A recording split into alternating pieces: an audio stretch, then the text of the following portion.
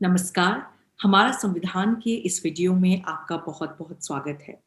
आज की इस वीडियो में हम बात करेंगे अनुच्छेद 15(4) की, जो कि अनुसूचित जाति और अनुसूचित जनजाति, शेड्यूल कास्ट और शेड्यूल ट्राइब के लिए आरक्षण की बात करता है। देखिए, पिछले वीडियो में जहां हमने बात किया अनुच्छेद 15(1) के बारे में, जो ये कहता है कि राज्य को ये अधिकार नहीं है कि किसी भी व्यक्ति के खिलाफ धर्म के नाम पर, जाति के नाम पर, लिंग के नाम पर, उसके जन्म स्थान के नाम पर किसी भी प्रकार से भेदभाव करे। तो आर्टिकल 15(4) जो है, ये संविधान की शुरुआत में संविधान का भाग नहीं था। इसे जोड़ा गया फर्स्ट अमेंडमेंट के द्वारा सन 1951 में। आर्टिकल 15(4) की आवश्यकता क्यों महसूस हुई? इसके लिए दो केसेस आपके साथ जल्दी से शेयर करती हूँ।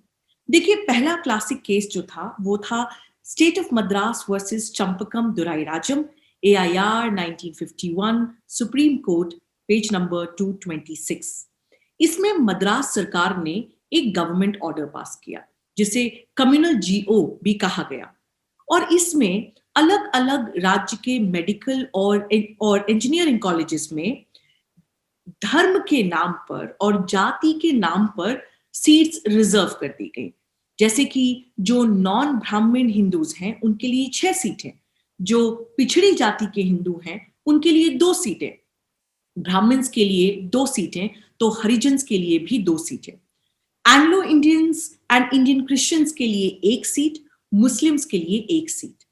जब ये गवर्नमेंट ऑर्डर जो है वो सुप्रीम कोर्ट में चैलेंज किया गया, तो 7 जजेस बेंच सुप्रीम कोर्ट की ने कहा कि इस प्रकार से रिजर्वेशन करना जो कि प्योरली जाति और धर्म के आधार पर हो, ये असंवैधानिक माना जाएगा।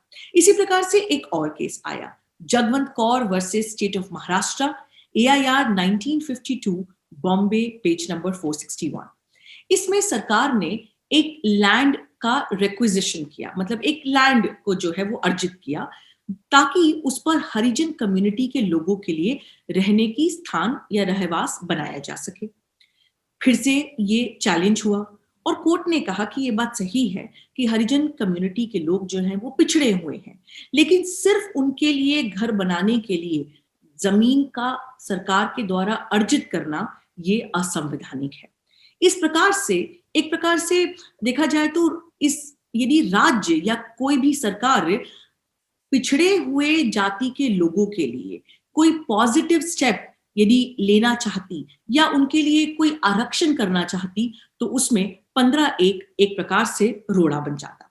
इसी को मद्देनजर रखते हुए और ये ध्यान में भी रखते हुए कि भारत एक बहुत बड़ा देश है जहां पे बहुत सारी समाजें आज भी पिछड़ी हुई हैं, उनको बराबरी का दर्जा मिल सके, उनको बराबरी का सम्मान मिल सके और उनको इक्वल अपॉर्चुनिटी मिल सके, इसके लिए ये जरूरी है कि स्टेट जो है वो कुछ पॉजिटिव स्टेप्स ले इन बैकवर्ड क्लासेस ऑफ सिटीजन्स के लिए। इसी को मद्देनजर रखते हुए संविधान में आर्टिकल 15 में या अनुच्छेद 15 में जोड़ा गया आर्टिकल 15(4). ये क्या कहता है, जल्दी से इसकी भाषा पहले आपके सामने पढ़ देती हूँ। State is not prevented from making any special provisions for the advancement of any socially and educationally backward classes of citizens or for the scheduled caste and the scheduled tribe. मतलब इसका हिंदी में अनुवाद कि राज्य सोशली एंड एजुकेशनली, मतलब सामाजिक और शैक्षणिक पिछड़े हुए वर्ग के लिए, या शेड्यूल्ड कास्ट अनुसूचित जाति या शेड्यूल्ड ट्राइब्स अनुसूचित जनजाति के लोगों के लिए कोई स्पेशल प्रोविजन बनने से उसे कोई नहीं रोक सकता। मतलब आर्टिकल 15(1) में जहां कहा गया है कि जाति या धर्म के नाम पर भेदभाव नहीं होना चाहिए, ये रोड़ा नहीं बन पाएगा 15(4) के आने के बाद, क्योंकि अब राज्य को अधिकार है कि पिछड़े हुए वर्गों के लिए कुछ स्पेशल प्रोविजन या स्पेशल कानून बना सके।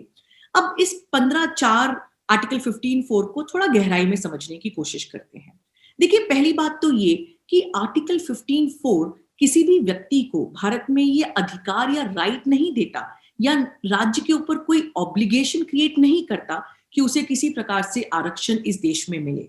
ये टोटली स्टेट का डिस्क्रेशन है, मतलब ये राज्य के अपने विचार पर निर्भर करता है कि क्या वो आरक्षण या आरक्षण के अलावा और कोई पॉजिटिव स्टेप्स एक स्पेशल प्रोविजन के द्वारा बनाए।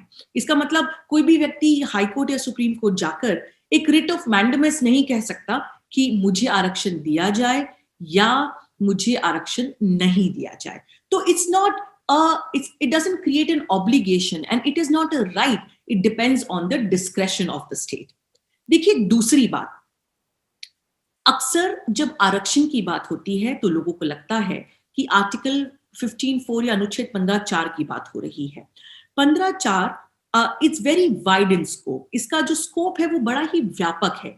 इसमें ना सिर्फ आरक्षण लेकिन पिछड़े हुए वर्गों के लिए और भी कोई पॉजिटिव स्टेप लेना और उसके लिए कोई कानून बनाना जो है वो संवैधानिक होगा, क्योंकि जो शब्द का प्रयोग हुआ है वो है स्पेशल प्रोविजन। जैसे कि जल्दी से आपको इसका एक उदाहरण देती हूँ। एक कानून बना, the SC and ST provision of transfer of certain lands 1978, जिसके अनुसार एक कंडीशन डाली गई कि कोई भी जमीन का टुकड़ा यदि किसी एससी एसटी व्यक्ति को दिया जाता है तो उस पर ये रिस्ट्रिक्शन होगा कि उस जमीन का ट्रांसफर वो किसी और व्यक्ति के नाम पे कम से कम 3 साल तक नहीं कर सकता। इसके पीछे का ऑब्जेक्टिव ये था कि चूंकि लोग एससी एसटी को जो बिलोंग करते हैं, क्योंकि उनका एजुकेशनल स्टेटस कम है, कई बार लोग उनको आसानी से बेवकूफ बना रहे थे और जो उनको जमीन प्राप्त होती थी वो हड़प लेते थे। तो ये कहा गया कि एससी एसटी के लोगों को जो भी जमीन मिलेगी उन पर ये रिस्ट्रिक्शन होगा कि वो 3 साल तक यदि किसी और के नाम पे ट्रांसफर करते हैं तो उस ट्रांसफर को इलीगल माना जाएगा। जब ये एक्ट कोर्ट में चैलेंज हुआ तो कोर्ट ने कहा कि नहीं, ये 15(4) के अंतर्गत इसे संवैधानिक माना जाएगा। तो ना सिर्फ आरक्षण, इस प्रकार के और स्पेशल प्रोविजंस भी बनाए जा सकते हैं।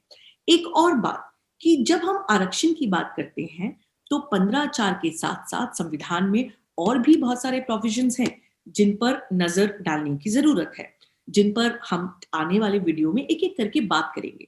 जैसे कि उदाहरण के तौर पर आर्टिकल 16(4), जब कभी सरकार को ये लगता है कि राज्य की सर्विसेज में, गवर्नमेंट सर्विसेज में कोई एक सेक्शन ऑफ सोसाइटी जो है उसका एडिक्वेट रिप्रेजेंटेशन नहीं है, तो वो गवर्नमेंट सर्विसेज में बैकवर्ड क्लासेस ऑफ सिटीजन्स के लिए, जॉब के लिए या अलग अलग गवर्नमेंट पोजीशंस के लिए रिजर्वेशन की व्यवस्था कर सकता है। इसी प्रकार से आर्टिकल 46 जो कहता है, मैं जल्दी से पढ़ देती हूँ, कि the state shall promote with special care the educational and economic interest of the weaker sections of society, and in particular of the scheduled caste and the scheduled tribes, and shall protect them from social injustice and all forms of exploitation. इस पर भी बाद में इस तरह से चर्चा करेंगे। And Article 335 जो ये कहता है कि the claims of the members of the scheduled caste and the scheduled tribes shall be taken into consideration consistently with the maintenance of efficiency of administration in the making of appointment to services and post in connections with the affairs of the union or of a state. Article 335 एक तरह से ये कहता है कि जहां governance में एक तरह से एफिशिएंसी मेंटेन करने की जरूरत है, वहीं पर शेड्यूल कास्ट और शेड्यूल ट्राइब्स का रिप्रेजेंटेशन हो, इस चीज का भी ध्यान रखना चाहिए। तो राज्य के पास हमेशा एक तरह से बैलेंसिंग एक्ट की एक रिक्वायरमेंट होती है कि एक तरफ मेरिट के नाम पर जो उचित पात्र है उसको गवर्नमेंट सर्विस या गवर्नमेंट पोस्ट पर नियुक्ति की जाए, लेकिन ये भी ध्यान रखा जाए कि समाज में जो पिछड़े वर्ग हैं उनके लिए आरक्षण या फिर कोई और स्पेशल प्रोविजन की व्यवस्था की जाए। अब सवाल ये है कि आर्टिकल 15(4) की जहां तक बात है उसमें 3 अलग अलग शब्दों का प्रयोग हुआ है, शेड्यूल कास्ट, शेड्यूल ट्राइब्स और socially and educationally backward classes of citizens. तो सवाल उठता है कि ये कैसे तय किया जाएगा कि कौन व्यक्ति शेड्यूल कास्ट को बिलोंग करता है और या तो कौन कौन सी जो ट्राइब्स हैं वो शेड्यूल ट्राइब्स की कैटेगरी में आती हैं और किसको माना जाएगा socially and educationally backward class of citizen.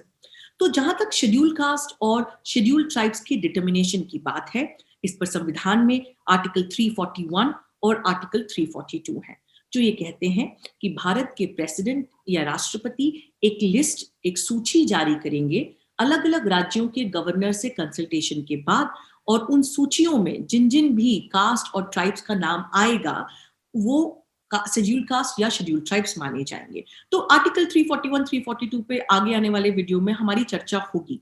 तो इस वीडियो में ध्यान देते हैं socially and educationally backward classes of citizens किसको माना जाएगा।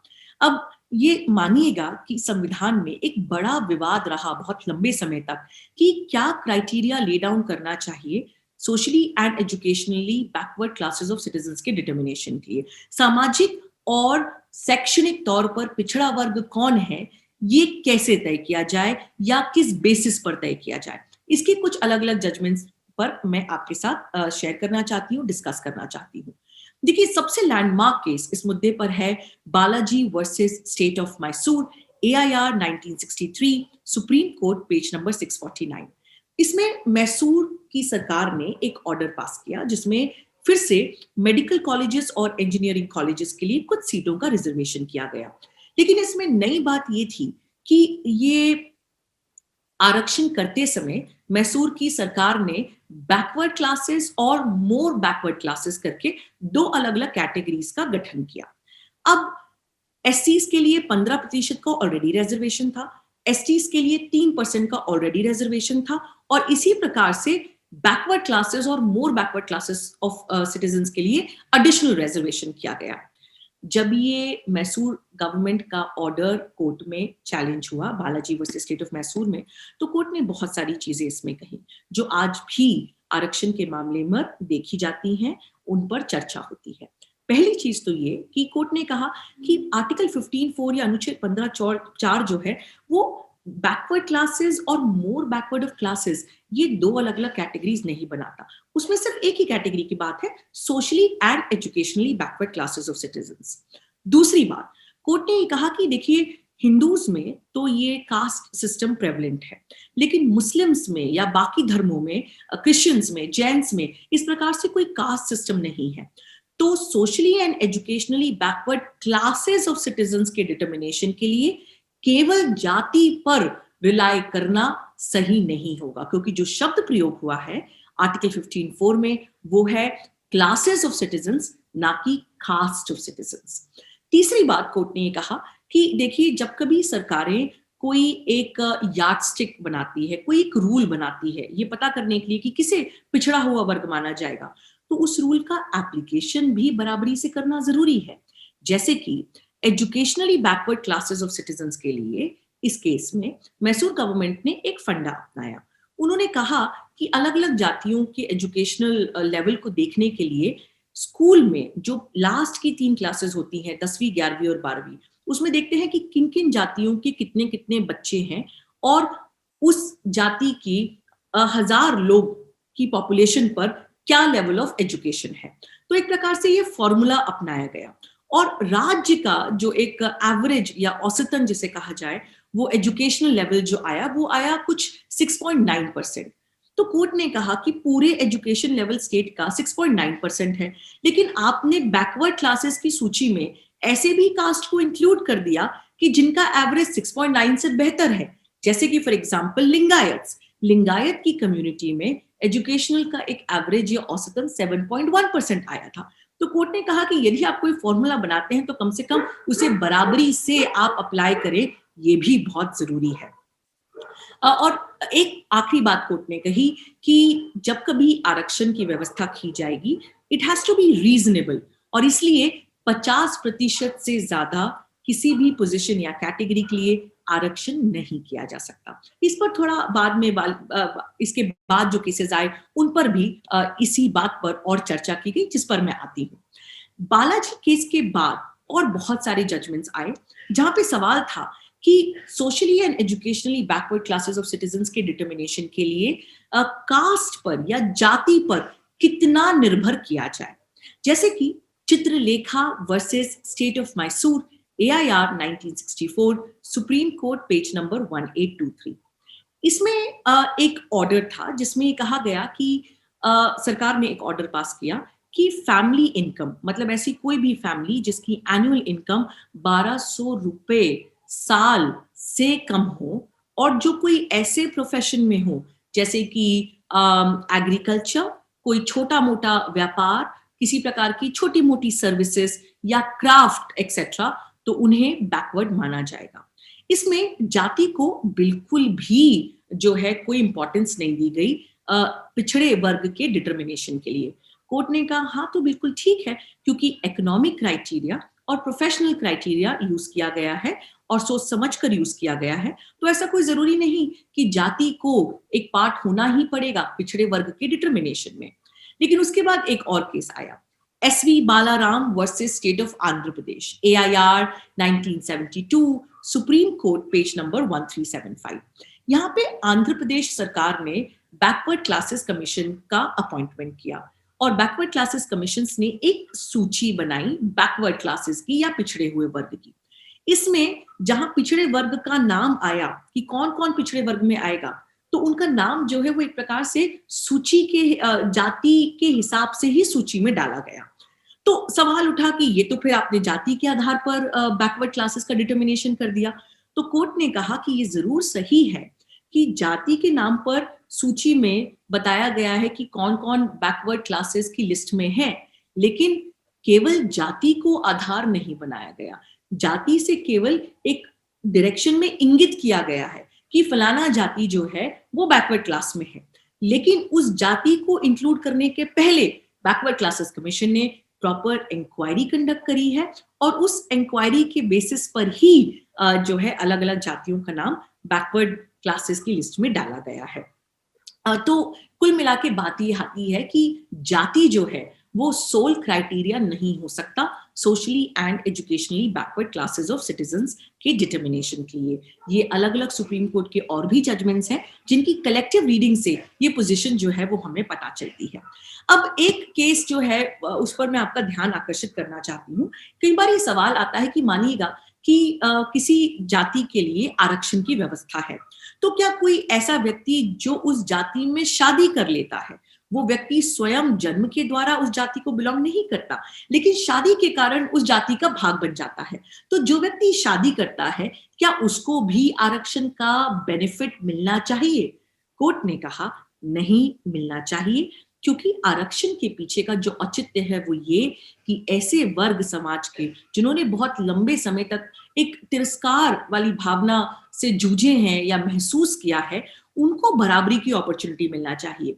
जो व्यक्ति उन सबसे गुजरा ही नहीं है और केवल शादी के कारण अब जो है वो किसी ऐसे व्यक्ति से उसकी शादी हुई है जो जनजाति का है या अनुसूचित जाति का है या पिछड़े वर्ग का है, तो उन्हें आरक्षण का बेनिफिट नहीं मिलना चाहिए। ये बात कही गई landmark case Valsamma Paul versus Cochin university में। इसमें वलसम्मा जी जो थी वो एक सीरियन कैथोलिक की महिला थी जो एक फॉरवर्ड कास्ट मानी जाती है और उनकी शादी हुई एक लैटिन कैथोलिक व्यक्ति से जो एक प्रकार से पिछड़ा वर्ग था, लैटिन कैथोलिक, और लैटिन कैथोलिक के लोगों को आरक्षण की भी व्यवस्था थी। तो वलसम्मा जी को एक यूनिवर्सिटी में एक लेक्चरर के रूप में अपॉइंटमेंट मिल गया। जब ये चैलेंज हुआ तो कोर्ट ने कहा कि नहीं, केवल शादी के बेसिस पर किसी व्यक्ति को आरक्षण के लिए बेनिफिट नहीं मिल सकता। एक और सवाल काफी लोग करते हैं कि क्या एक बार जब संविधान में संविधान के अनुच्छेद 15(4) के अंतर्गत कोई राज्य किसी भी जाति, जनजाति या पिछड़े वर्ग के लिए आरक्षण की व्यवस्था करता है, तो क्या इस प्रकार के आरक्षण को ताउम्र चलते रहना चाहिए? तो कोर्ट ने बहुत सारे अलग अलग जजमेंट्स में ये कहा है कि एक बार आरक्षण देने का मतलब ये नहीं कि वो आरक्षण हमेशा चलते जाए। साल दर साल राज्य को उस पॉलिसी को रिवाइज करके ये देखना चाहिए कि अब जो लोगों का नाम उस लिस्ट में है और जिन जातियों का नाम उस लिस्ट में है, क्या वो अभी भी पिछड़े हैं, और हमेशा आरक्षण पर रिलाय करना जो है वो सही तरीका नहीं है। जैसे Jagdish Negi versus state of Uttar Pradesh, AIR 1997, supreme court page number 3505 में कोर्ट ने कहा कि कोई भी क्लास ऑफ सिटीजन्स जो है वो परपेचुअली पिछड़ा वर्ग नहीं मानी जा सकती, इसलिए राज्य को इस सिचुएशन को समय दर समय रिव्यू करते रहना चाहिए।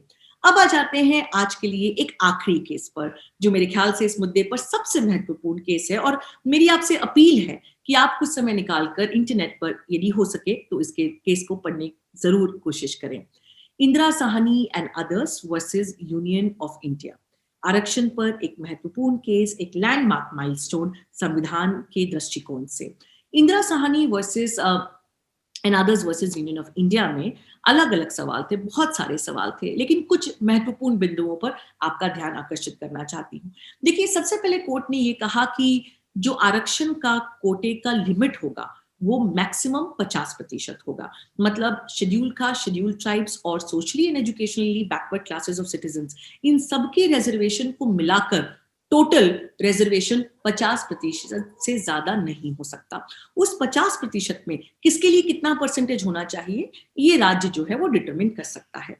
दूसरी महत्वपूर्ण बात, बैकवर्ड क्लासेस ऑफ सिटीजन्स में जो क्रीमी लेयर है, मतलब इन समाजों में वो तबका या वो वर्ग जिसको एक्चुअली आरक्षण की आवश्यकता नहीं है, क्योंकि वो बड़े ऑफिसर्स हैं, उनकी इकोनॉमिक सिचुएशन काफी बेहतर है, तो वो क्रीमी लेयर है इन सारी कास्ट में भी, उन्हें आरक्षण की आवश्यकता नहीं है। और राज्य यदि चाहे तो क्रीमी लेयर को रिजर्वेशन देते समय हटा सकती है। अब क्रीमी लेयर कौन होगा, कितना आपकी फैमिली एनुअल इनकम होनी चाहिए, कि यदि आपकी जाति को आरक्षण दिया भी जा रहा है तो आपको क्रीमी लेयर के अंतर्गत हटा दिया जाए, इसकी सीमा या लिमिट कह लिया जाए, वो भी अलग अलग सालों में अलग अलग तय राज्य के द्वारा की जा सकती है। इसमें ये एक 9 जजेस वाली खंडपीठ का जजमेंट था, Indira Sahni and others versus union of India, और उन्होंने ये भी कहा कि देखिए, ये क्रीमी लेयर का जो कॉन्सेप्ट है, यदि इसको हटाया नहीं जाएगा तो लोगों को एक प्रकार से आक्रोश भी पैदा होगा आरक्षण के लिए। ये बात सही है कि इस देश में सबको बराबर की अपॉर्चुनिटी मिलनी चाहिए, लेकिन ऐसा नहीं कि मेरिट को हम पूरी तरीके से जो है वो नजरअंदाज कर दें, और रिजर्वेशन की कैटेगरी में भी जो है, जो लोग उसको, जिन लोगों को उसकी आवश्यकता नहीं है, उन्हें आरक्षण नहीं दिया जाना चाहिए। जैसे कि 1993 में लगभग 1 लाख रुपए का क्राइटेरिया था क्रीमी लेयर के डिटर्मिनेशन के लिए, इसे 2004 में 2.5 लाख कर दिया गया, 2008 में 4.5 लाख कर दिया गया, और इसी प्रकार से ये संख्या जो है ये अलग अलग सालों में बढ़ती गई। तो सवाल ये है कि आरक्षण पर हम जानते हैं भारत में ये एक बड़ा राजनीतिक और जिसे कहा जाए लीगल तौर पर भी बड़ा ही गर्म मुद्दा माना जाता है। इसमें हमेशा अलग लोगों के सेंटिमेंट्स जो हैं वो बहुत ज्यादा आहत भी हो जाते हैं, लोग बहुत ज्यादा इमोशनल भी हो जाते हैं। तो यदि आप ये पूछेंगे कि इस पे सही पर्सपेक्टिव क्या है, तो मेरे ख्याल से संविधान ये बात बड़ी साफ कर देता है कि संविधान का काम है कि समाज में जो अलग अलग तरह के लोग हैं, उनकी जो अलग अलग रिक्वायरमेंट्स है, कहीं ना कहीं उसमें एक मिडिल पाथ या बीच का रास्ता खोजा जाए। ये कहना कि सारी पोजीशंस ही रिजर्वेशन के अंदर दे दी जाएं वो भी गलत होगा, लेकिन ये कहना कि किसी को रिजर्वेशन की आवश्यकता ही नहीं है, सबको रेस में जो है वो कंपटीशन करने दीजिए, लेकिन ये भी तो देखना पड़ेगा कि रेस अलग अलग लोग यदि अलग अलग जगह से शुरुआत कर रहे हैं तो फिर उनके पास रेस जीतने का बराबर का मौका कैसे हो सकता है। अगले आने वाले वीडियो में मैं बात करूंगी आर्टिकल 15 के लास्ट सब क्लॉज की, अनुच्छेद 15(5) की। आपको ये वीडियो कैसे लग रहे हैं, क्या मेरी बात आप तक पहुंच पा रही है, और यदि पहुंच पा रही है तो इस वीडियो को अपने परिवार के साथ, अपने दोस्तों के साथ, अपने जानने वालों के साथ जरूर साझा कीजिए। देखने के लिए बहुत बहुत धन्यवाद। मैं अधिवक्ता अवनी बंसल, धन्यवाद। द वायर के और वीडियोस देखने के लिए सब्सक्राइब करें और बेल आइकन पर क्लिक करें। स्वतंत्र पत्रकारिता की आर्थिक मदद करने के लिए डिस्क्रिप्शन में दिए गए लिंक पर जाएं और अपनी राशि चुनें।